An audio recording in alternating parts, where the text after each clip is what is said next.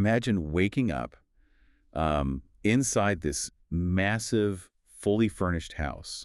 It's got these long, winding hallways, heavy oak doors. Some of them are just locked tight, and a really specific, inflexible layout. Right.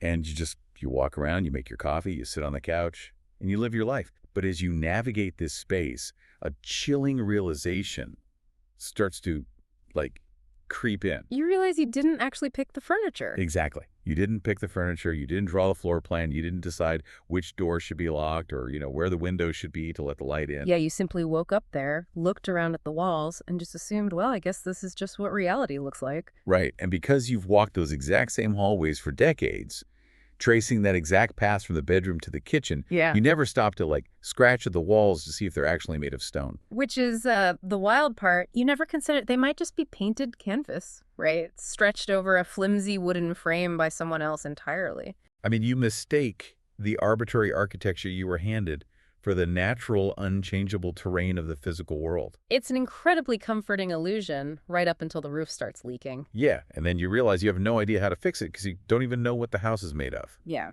So, welcome. We are diving deep today. Really deep. Our mission is to take a massive, comprehensive look at a profoundly challenging collection of texts, transcripts, and systemic frameworks. They are collectively known in the sources as Part 1, the built mind. And we are not here to just skim the surface. For you, the listener, the goal of this deep dive is to isolate, decode, and entirely rewrite the hidden software running your human operating system. I love that phrasing. The premise of these sources is that almost everything you experience as objective reality is actually a constructed map. Yeah, map you didn't even draw. Right. So we're going to synthesize 4 major conceptual pillars that construct this house you live in. We've got inherited maps, interpretation as action, compression as cognitive violence, and category as architecture.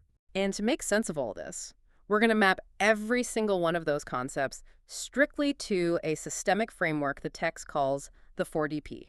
4DP, which stands for Target, Truth Totally, and Title Right. Exactly. Target, truth, totally, and title. And we won't just leave you with theory either. Yeah, we're going to equip you with a real-time debugging tool from the text.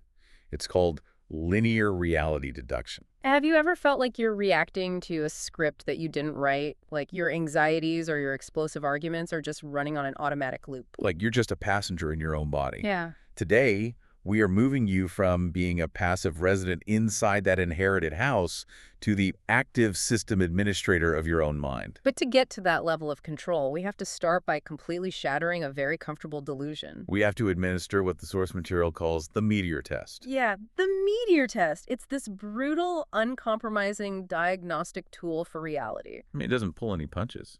It really doesn't. It's designed to violently separate the physical mechanics of the world from the symbolic layer of meaning that humanity constantly projects onto it. So the thought experiment goes like this, right? Imagine a billion-ton meteor is currently hurtling through the atmosphere, aimed directly at the surface of the Earth. Impact is guaranteed in exactly 10 minutes. I'm just picturing the apocalyptic red sky right now. It's terrifying. Right, so with that physical reality established, ask yourself a series of questions. Can your credit score stop the meteor? Odd. Can the concept of inflation, or the global economy, alter its trajectory? Can your prestigious job title physically repel a billion tons of space rock? Unless my credit score can magically manifest some kind of kinetic deflection weapon, the answer is no. The Rock does not care about the Dow Jones. Exactly. The Rock doesn't respect corporate hierarchies or the imaginary lines we draw on a map. That absolute indifference of the physical universe to our human concepts is, the entire point. Abstractions do not alter physical laws. But we've built this sprawling, magnificent civilization out of concepts, right? Debt, law, status, economy, reputation. And we treat them day to day as if they're fundamental forces of nature, on par with, gravity or electromagnetism. We structure our entire nervous systems around them, but the meteor test proves that meaning is not matter. The abstraction of the economy cannot physically stop the meteor. So the category, the label, only dictates how the human animals respond to the physical reality. Like who gets the early warning text message, or who's allowed into the subterranean bunker. Right, and who is locked outside on the surface, meaning is just a layer on top of the matter. Okay, I understand the philosophical distinction, but I am I'm going to challenge the rigidity of that boundary. Okay, let's hear it. Because you're drawing this massive, impenetrable wall between human abstraction and physical matter. Let's look at human biology. Go on. Suppose I'm absolutely terrified about an entirely abstract deadline at work. It's a fake deadline, right? My boss just made it up to increase productivity. Right, it's a concept. A ghost. Exactly, a ghost. But that ghost triggers a very real physical cascade in my body. My heart rate spikes, my pupils dilate, and my adrenal glands dump a massive flood of cortisol into my bloodstream. Yeah, a very physical response. Right. And over time, that completely abstract concept can literally burn a physical ulcer into the physical lining of my stomach. Which hurts. Real physical pain. So hasn't an abstraction, a completely fabricated piece of meaning, just reached out and directly altered physical matter? That's the exact friction point the text anticipates. It forces us to make a rigorous, almost surgical distinction between the wetware and the software. Wetware and software. Okay, unpack that. Look closely at the granular chain of interaction you just described. The concept of the deadline, the pure abstraction, didn't manifest physical fingers. Reach into your abdomen and physically carve a hole in your stomach tissue. Well, no, obviously not. The concept of the deadline is code. It's a software input. That software program ran on your physical machinery, the hardware of your nervous system. So my brain, which is matter, interpreted the code as a mortal threat. Exactly. And it sent electrical impulses, which are matter, to your adrenal glands, which are also matter. Those glands released acid and hormones matter that eventually damaged your stomach tissue. Which is also matter. Yes. The text insists we must separate the overlaid abstraction from the raw physical mechanics. The code is not the hardware. It's merely the instruction set that tells the hardware how to destroy itself. Precisely the mechanic. Which brings us to an incredibly unsettling realization. Yeah, if our physical bodies are constantly executing all of this code, these interpretations, these stress loops, these threat assessments, who wrote the software in the first place? Right. If you didn't sit down and consciously code your nervous system to self-destruct over a Tuesday afternoon staff meeting, how did that program get installed in your mind? And that vaults us right into the first major concept from the Built Mind texts, inherited maps. This is the investigation into the origins of our invisible software. And the sources make a pretty devastating claim here. They really do. They say the vast majority of what you and I experience every single day as self-evident truth, the things that feel like obvious, undeniable, bedrock common sense, are not self-evident at all. No, they're simply inheritances that have become ambient. We inherit these complex, highly opinionated maps of reality long before our prefrontal cortexes are developed enough to evaluate them critically. They arrive before memory. They're waiting for us in the subtle tone of a household. They're embedded in the quiet choreography of, who is spoken to with respect and who is dismissed. They dictate what kinds of people require a lengthy explanation and what kinds of people are allowed to stand unexamined at the center of the frame. You absorb the map of what is dangerous, what is valuable, and what is shameful before you even have language. The phrase from the text that I cannot stop thinking about is, duration masquerades as proof. Duration masquerades as proof. That's a heavy one. It is. Just because I've lived inside a highly specific, arbitrary framework since I was a toddler, my brain assumes it must be an ontological truth of the universe. I mistake the feeling of deep, prolonged habituation for objective, self-evident rationality. Right. I look at my family, my culture, my workplace, and I say, well, that's just how the world is. But what I actually mean, objectively, is that is how the little sliver of the world was first arranged for me. And you've moved within that arrangement for so many thousands of days that it now feels prior to thought. It feels like nature. Let's ground that with a very specific systemic example provided in the sources. The map of the difficult child within a family system. Okay, yeah. A family isn't just a collection of individuals. It's an ecosystem that aggressively seeks homeostasis or balance. And sometimes that balance is maintained through deeply rigid mapping. Exactly. A family might assign the architecture of the responsible one to one sibling and the difficult, chaotic one to another sibling. And they'll preserve those narratives deep into adulthood, long after living evidence has completely contradicted those assignments. They hold on to the map for dear life. I'm going to play the skeptic again, because I think a listener might say, look, sometimes a difficult child is objectively just difficult. Sure. What if sibling B is genuinely creating chaos, breaking rules, and causing distress? Isn't the map just a factual, journalistic report of reality? Well, we have to analyze what a map actually does systemically. The map might contain fragments of historical accuracy. Perhaps the child was acting out at age 12. Okay. But the issue the text highlights is the relational work that the map is doing in the present day. The label of difficult is a piece of load-bearing architecture. Load-bearing architecture, that's a great way to put it. It actively distributes identity, sympathy, and blame across the entire ecosystem. The map serves as an incredibly effective collective defense mechanism. Explain the defense mechanism. What is the family defending against? They are defending against the terror of reorganization. If the family system maintains the map that sibling B is the sole locus of the problem, then the parents never have to look at the dysfunction of their own marriage. Oh, wow. So the responsible sibling never has to admit that their responsibility is actually just fearful compliance, people-pleasing, and enabling. Exactly. If they drop the map and admit that the difficult child is actually just highly perceptive, acting as the designated symptom bearer for a toxic family dynamic, The whole system collapses. Everyone has to face their own shadows. the inherited map survives not because it is true, but because it protects the family from the unbearable weight of truth. That is just a staggering way to view family dynamics. The map isn't a description, it's a shield. And this connects perfectly to the very first pillar of the 4DP framework we're utilizing today, truth. When we map the concept of inherited maps to the truth parameter, we have to redefine what truth means in this context. Right, because truth within the 4DP is not a moral judgment. It is not about being a good or righteous person. Truth is entirely mechanistic. It is radical self-honesty and epistemological integrity. It's the raw data, stripped of the inherited story. It's the ability to separate the meteor from the economy. It's the ability to look at the physical human being sitting across from you at the Thanksgiving table and separate their actual present-day behavior from the 30-year-old inherited family map. Truth is acknowledging the exact, unflinching coordinates of where you are starting.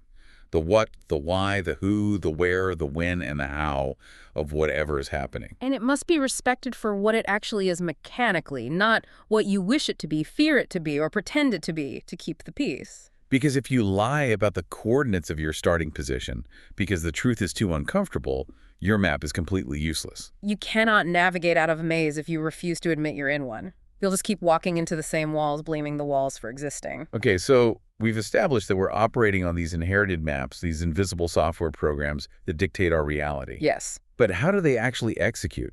Like, how does a silent belief hiding in my subconscious mind leap out and create a physical altercation with my spouse or my coworker? That takes us into our second major source concept, interpretation as action. This specific section of the built mind is a profound, almost aggressive refusal of one of the most comfortable fictions in ordinary human thought. We possess this deep-seated fiction that observing the world and acting upon the world are two entirely separate sequential events. We desperately want to believe that our minds act like neutral security cameras. Exactly. We think we just quietly take in raw optical and auditory data, neutrally process it in an unbiased vacuum, and then, only when we consciously make a decision to speak or move our hands, that is when action begins. We believe interpretation is just a passive sorting mechanism. But the sources explicitly demolish the sequence. Interpretation is not a decorative, passive preface to action. Interpretation is the staging ground of action. It is action in seed form. It prearranges the field upon which physical action becomes thinkable. The category does not wait patiently at the back of the mind for evidence to arrive on a conveyor belt. It waits right at the threshold of perception, armed and ready. The text provides a beautifully simple, illustrative example that proves how interpretation alters physical reality. Imagine two different people standing on a sidewalk watching the exact same physical event. A fully grown adult sees a puddle of rainwater and jumps into it with both feet, splashing water everywhere. From a purely physical standpoint, the raw data is identical for both observers. The mass of the adult, the velocity of the jump, the fluid dynamics of the displaced water. The acoustic vibration of the splash, it's one physical event. But observer A was raised in an inherited map that values extreme stoicism and decorum. Their cognitive software instantly interprets this action as childish. While observer B, however, was raised in a map that values spontaneity. Their software interprets the exact same physical movement as playful. Notice how that instantaneous silent interpretation alters the downstream reality of the world. The interpretation of childish executes an internal action of judgment. It tightens the jaw of observer A. It distributes exclusion, annoyance, and perhaps a subtle physical step backward to avoid the splash. But the interpretation of playful executes an action of endearment in observer B. It relaxes their posture. It distributes permission, warmth, and perhaps a smile or a laugh. The physical physics of the water were identical, but the interpretive bridge completely altered the field of human consequence. It really did. I want to build a new metaphor for this Okay. because it feels like an auto-translate earpiece that's been secretly hacked. Ooh, I like that. Go on. Imagine wearing an earpiece that claims to just translate a foreign language into English. But unbeknownst to you, the hacker has programmed it so that anytime someone asks you a neutral question, the earpiece translates it using a hostile tone. Okay, yeah. If I have an inherited map running a background process called insecurity, and my manager walks up to my desk and asks a completely neutral question, who is the data collection coming on the Q3 report? The raw acoustic data, the question is neutral. The intent might even be genuinely supportive. But I don't hear the raw data. My hacked earpiece, my interpretation, actively executes code before the sound even reaches my conscious awareness. It translates the sentence into, they are micromanaging you, they think you are slow and incompetent, they're building a case to fire you. And because I experience my interpretation as objective reality, I don't say, oh, my insecurity software is acting up. I snap back at my manager, act defensive, and physically damage my career. And that defensive snap is the action that your interpretation prearranged. The interpretation did the heavy lifting before your vocal cords ever moved. It governed your suspicion, your heart rate, your posture. This maps rigorously to the second pillar of the 4DP framework. Target. Target. Now, when most people hear the word target, they think of corporate goal setting, a 5-year plan, a vision board, a rigid step-by-step checklist of how to become a millionaire. But the text is very specific that this is not what target means in the 4DP. A target in this framework is about directional pull and flexible aim. It's the underlying, often invisible why that governs a system. And the crucial insight from the sources is this. Every single inherited interpretation carries a silent thesis. Every time you label something as a threat or an annoyance or a joy, you're revealing the silent thesis of your life's directional pull. So if my target is completely unconscious, if I have never sat down to consciously determine what I am aiming at, my interpretations are basically acting as blind, chaotic arrows. Yes. If your unconscious target derived from an inherited childhood map is simply self-protection or avoiding vulnerability at all costs, your interpretations will constantly scour the environment looking for threats. You'll find threats in a puddle of water. You'll find threats in a coworker's neutral question. You'll find threats in your spouse forgetting to buy milk. You will endlessly self-sabotage your relationships, your peace of mind, and your career, and you'll sit back and think it is just fate or bad luck or that the world is inherently hostile. You will never realize that your unconscious target is pulling you into the misery. But if you assume the role of the system administrator and set a conscious target, Let's say I explicitly define my target for the quarter as building collaborative, high-trust relationships at work. then you possess the architectural blueprint to override the hacked earpiece. When your manager asks about the Q3 report, the inherited map of insecurity might trigger the initial wins. Right, but your conscious target intercepts the code. You evaluate the raw data, the truth pillar, and you align your interpretation with your target. You interpret the question not as a threat, but as an opportunity for teamwork. You answer openly. You invite collaboration. Setting a conscious target allows you to dictate where your interpretations lead you, Yeah. rather than being dragged around by the silent thesis of a map you inherited when you were 5 years old. This realization forces a massive biological and evolutionary question, though. Right. If interpretation is this unbelievably potent, if it can literally dictate the physical reality of our lives and relationships, why are we built to do it so sloppily? Why does the human mind rush to make such rapid, instantaneous, often wildly inaccurate judgments? Why do we leap to the worst-case scenario about the coworker? It feels like a massive design flaw in the human machine. To understand that, we have to move to the third core concept of the built mind, compression as cognitive violence. And to properly engage with this concept, we have to begin with a profound sense of sympathy for the human brain. We aren't sloppy because we're evil.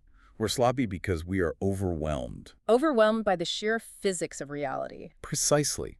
The text notes that the human mind simply cannot hold the world in its full, agonizing size. You cannot walk down a busy city street and consciously process the exact chemical composition of the exhaust fumes, the deep, multi-generational biographies of every single stranger you walk past. The structural engineering mathematics of the pavement beneath your feet and the socio-political history of the traffic lights, all at the exact same time. The human nervous system receives roughly 11 million bits of sensory data per second. Wait, 11 million per second. Per second. Conscious processing can handle perhaps 40 to 50 bits. To survive, to perceive anything at all without collapsing into catatonia, the brain must compress. It has to shorten reality into manageable icons. If a massive object is speeding toward me on the street, I don't have the processing time to say, "Ah, behold the long cylindrical metallic mechanism." Equipped with 4 vulcanized rubber supports, currently utilizing controlled combustion of fossil fuels to transport biological bodies across an asphalt plain. Right, if I do that, I die. I just compress the 11 million bits of data into the 3-letter word, car, and I step out of the way. Exactly. Compression is not inherently a defect. It is an absolute non-negotiable condition of cognition. It is what makes speech, coordination, and survival possible. Using shorthand is not initially an act of malice, it's an act of biological necessity. But the section of the text is titled Compression as Cognitive Violence. So where does the necessity end and the violence begin? The danger begins, the sources state, when necessity becomes innocence. Because we absolutely have to compress reality to survive the street crossing, we're tempted to use that same mechanical compression on everything else. We begin to treat our compressed, shortened icons as the total, undeniable truth of the object. The portable summary begins to outrun the living complexity from which it was extracted. We create a shorthand to survive, but then we forget it's a shorthand.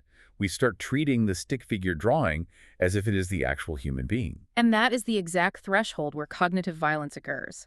The text defines cognitive violence as the mutilation of a thing's living complexity so that it can be more easily handled, stored, judged, or ruled by the observer. The sources provide some heavy, highly specific examples of this. And to be clear, for you listening, we are looking strictly at the text's mechanical, systemic definitions here. We're not taking a political stance, but analyzing the architecture of how the brain processes humans. The text defines racism fundamentally as a form of false compression. Yes. Analyzed strictly at the level of cognitive architecture, the text states that racism takes an irreducible, infinitely complex human being, a person who is a vast, unchartable convergence of history, memory, injury, temperament, joy, and potential. And it aggressively replaces that immense density with a lazy skin-level code. It strips away all specificity and dimensionality so that a human being can be governed, categorized, or judged through a flattened sign.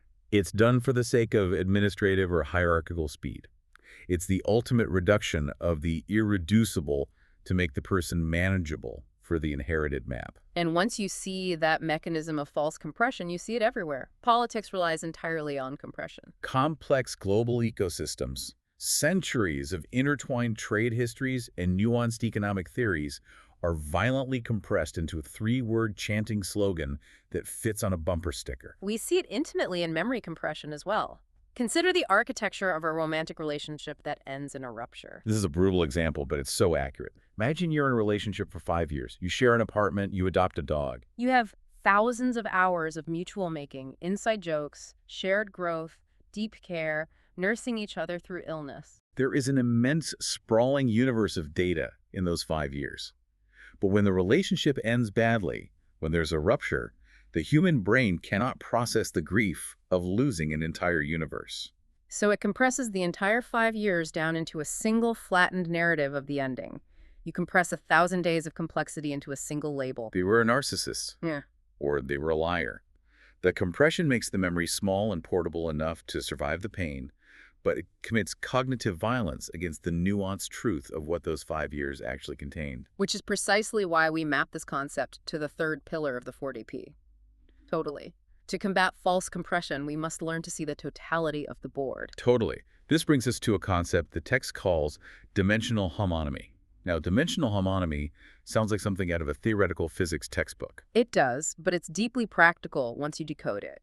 Think of a homonym in basic language words that sound exactly the same but mean entirely different things. Like the bark of a dog versus the bark of an oak tree. Exactly. Dimensional homonymy is the profound recognition that reality, and every choice we make within it, has infinite layers and dimensions that exist simultaneously. Let me try a new metaphor here. Imagine an incredibly complex ecological biome, a rainforest. It has millions of species of insects, complex underground mycelial networks, predator-prey cycles, and weather patterns. Okay. Now imagine taking a single photograph of one leaf in that rainforest, printing it on a postcard, and handing it to someone. If they look at the postcard and say, I understand the rainforest, they are committing false compression. They're collapsing the dimensional homonymy. If a politician or a corporation tries to manage that entire living forest based only on the data from the postcard, they will destroy the forest. Cognitive violence happens when we collapse the multidimensional richness of reality into a single, flat, compressed label. That is an excellent structural analogy. Applying the totally pillar means fiercely refusing to manage the forest from a postcard. It means committing to seeing the totality of a situation and, crucially, committing to your choices completely rather than hedging your bets. The text outlines something called the totally protocol, Yeah. a literal debugging sequence. If you want to stop half committing to your life, if you want to stop living in the safe, compressed shallows, you have to run this protocol. Step 1. Name the choice clearly.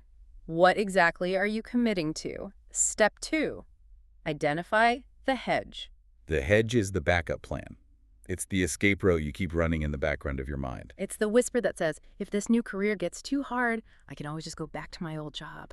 Or if this marriage gets too difficult, I have my exit strategy. And step 3, close the escape route, burn the boats. You have to be totally in. You must refuse the lazy cognitive compression of keeping one foot out the door. The text argues that if you are hedging, you aren't actually committed to the target. You are merely practicing. You're a tourist in your own life. When you are totally in without an escape hatch, that is when true dimensional becoming occurs. All of these mechanisms, the inherited maps we receive, the interpretations that prearrange our actions, the violent compressions we use to survive, they all culminate in the final master structural element of the built mind.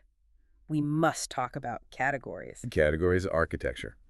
This is the fourth concept, and honestly, it's the one that completely broke my brain during the reading. Why is that? Because our default assumption is that categories are just passive buckets, right?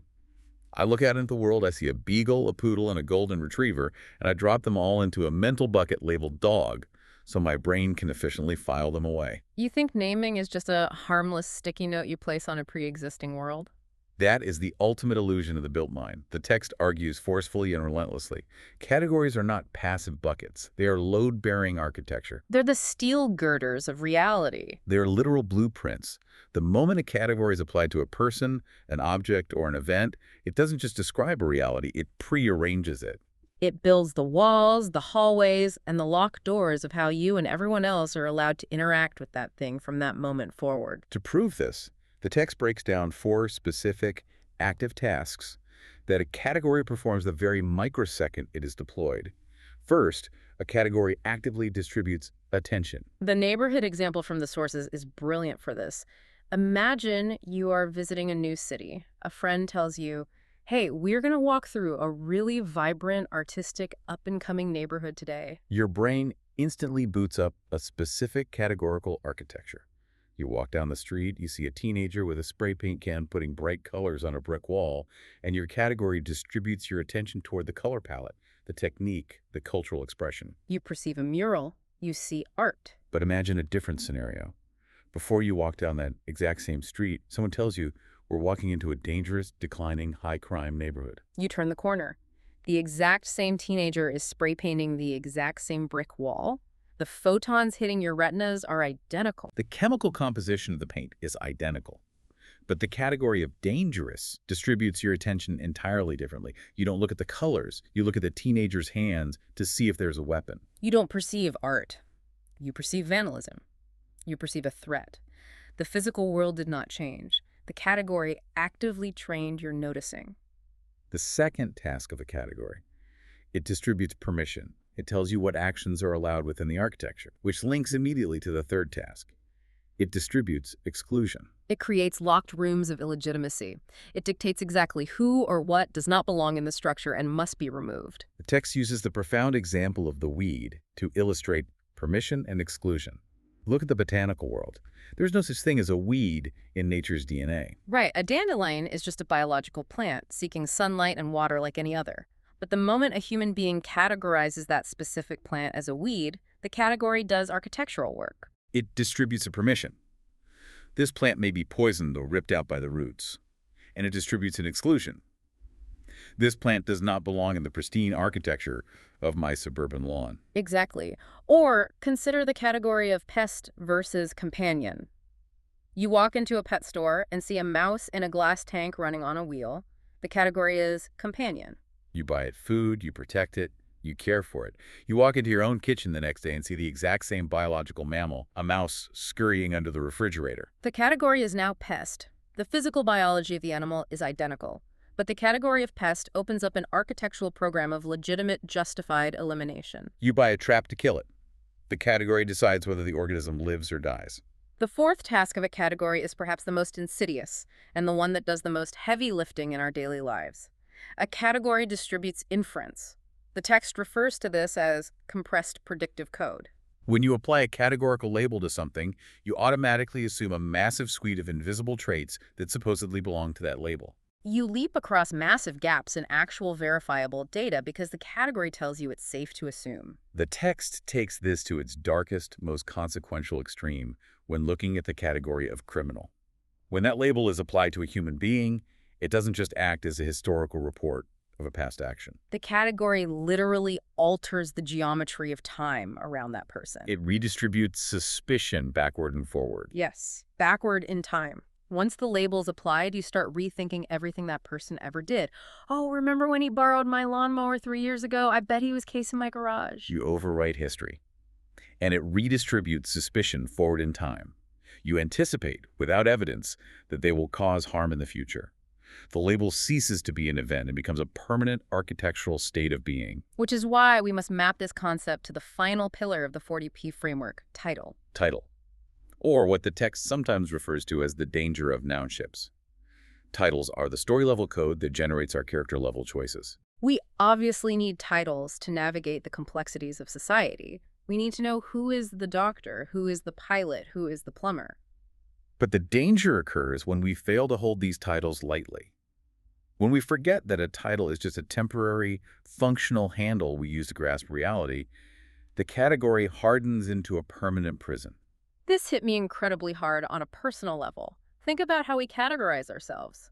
If I adopt the title, I am bad at technology, which is a permanent nounship, I have absolutely used. My brain takes that category as an architectural blueprint. The next time you sit down in front of a new software program, your brain literally stops processing the logic of the buttons on the screen. The architecture of the category distributes an inference. You are bad at this, therefore you will fail. So my attention simply shuts down. I don't even try to read the menu options. You build a locked room around your own capability, and you trap yourself inside it. This raises the ultimate pragmatic question. How do we fix this architecture? The framework insists we must consciously shift our language and our self-conception from permanent essence to fluid temporary modes. The text calls it clarity without captivity. Instead of saying, I am an anxious person, which is a permanent architectural a nounship, you shift the title to a temporary mode. I am currently navigating anxiety. Instead of I am bad at technology, you say, I am currently in a learning mode with this new software. You hold the title lightly. Okay, so we've now mapped the entire built mind. We see the bad code, we see the inherited maps masquerading as truth, we see the interpretive staging grounds dictating our targets. We see the violent compressions ruining our totality, and the architectural categories locking us in permanent titles. But seeing the matrix isn't enough, right? How do we actually debug the system in real time? How do I change the code while the program is actively running and I'm in the middle of an argument or a panic attack? This is where the text introduces its ultimate operational synthesis tool, linear reality deduction. Linear reality deduction. It sounds like something Sherlock Holmes would use, but it's deeply grounded in tracing the code. It's the practice of looking at what the sources call the nested holding of your life. Linear reality deduction means fiercely refusing to just react blindly to the surface event. Instead, you trace the granular chronological chain of interactions that built the event. You deduce reality linearly. I want to flesh out the analogy of the door that the text uses because it perfectly illustrates nested holding. Imagine you are fighting a closed door in your life. It could be a closed door in your career, a stonewalling partner in a relationship, or a creative block. The absolute worst thing you can do, and the thing our culture encourages us to do, is to just push harder against the word. Hustle culture screams at us. Push the door, grind, force it open, exert more willpower. But linear reality deduction demands that you stop looking at the door entirely. Look at the frame that is holding the door. The door only swings because the frame allows it. Then look at the wall that is holding the frame. And finally, look at the architectural blueprint that designed the wall in the first place. The door only exists because an inherited category, a blueprint, placed it there. If you want to move through, you have to debug the blueprint. Punching the wood only breaks your hand. And to actually execute this deduction, the sources provide us with a brilliant mathematical metaphor for human psychology. They call it the math of the self, the delineator versus the iterator, the 1 over x versus the x over 1. This is how we determine, mathematically, whether we are actively shaping our context or being blindly, passively shaped by it. To understand this, we have to look at the fractions. Let's break this down physically for the listener. Picture a fraction. You have a numerator on top, a line, and a denominator on the bottom. The text gives us two deeply relatable stories to explain the x1 and the 1x modes. Story 1, the IKEA bookshelf. It illustrates the x over 1 mode, or the iterator first mode. Right. You have a person who decides they're going to assemble a complex piece of IKEA furniture. They puff out their chest, inflate their ego, and adopt the rigid title of the master architect. They are the x in the numerator, trying to force their will and identity upon the 1 in the denominator, which is the furniture. They declare, I am the active force. I shape reality to my will. But in their arrogance, they're completely ignoring the reality of the delineator, the denominator, the context they are operating within. The truth of the room is that the instruction manual is vague, they don't have the right screwdriver, and they are missing dowel 4B. The external reality of the context is fundamentally uncooperative. But because they're forcefully gripping the identity of the architect, they refuse to yield to the truth of the missing pieces. They just keep forcing the particle board together, sweating and swearing, until the wood inevitably snaps in half. They end up sitting on the rug, crying over a broken, leaning tower of regret. They tried to force the content their ego without respecting the context. Because the absolute rule of this psychological math is that the denominator always shapes the numerator. The context always shapes the content. If you ignore the denominator, the physical reality of the room, the missing dowel, the truth of the situation reality will eventually rise up and crush your fantasy map. Okay, so that clearly illustrates the danger of forcing x over 1. You break the furniture. But then the text gives us story 2, which shows the opposite danger, the traffic jam. This illustrates the 1 over x mode, the delineator mode. Our subject is stuck in miles of gridlock traffic on a sweltering highway. They remember reading a self-help book about flow state, so they decide to adopt the 1 over x mode. They say to themselves, I am yielding to the traffic. The traffic is the denominator, it is the massive X shaping the context, and I am just the 1 in the numerator, flowing like water, accepting what is.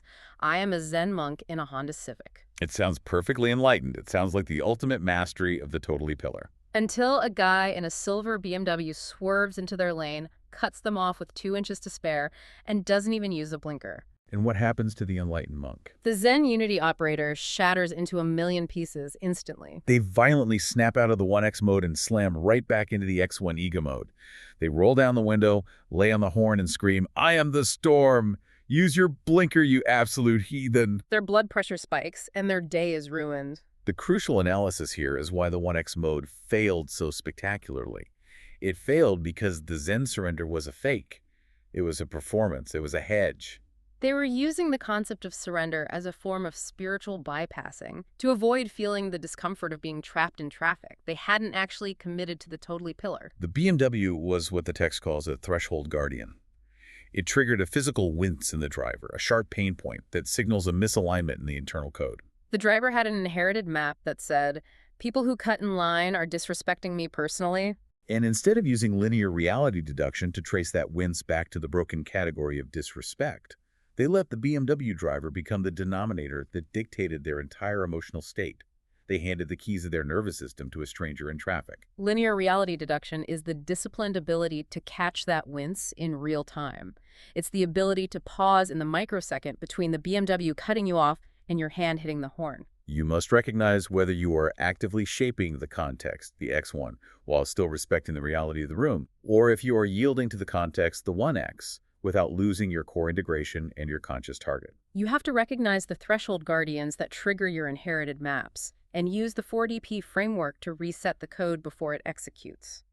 Which brings us to the grand synthesis, the ultimate coalescence of this massive journey through the built mind. How do all of these parts, the maps, the actions, the compressions, the categories, tie together into what the text calls the 40p hologram? The 4DP is not a checklist. It is not a list of optional life hacks you can pick and choose from. It is an interlocking hologram. Each pillar creates and sustains the others. You cannot possess truth without seeing the situation. Ugh. Totally refusing false compression. You cannot establish a conscious target without acknowledging the unflinching truth of your current coordinates. You cannot hold your titles and categories fluidly without a clear target directing your aim. They are mutually constitutive. If one pillar falls, the entire architecture of your meaning collapses right back into the inherited unconscious programming you started with. They are the non-negotiable handler of handlers. And this is the ultimate empowering takeaway for you listening right now.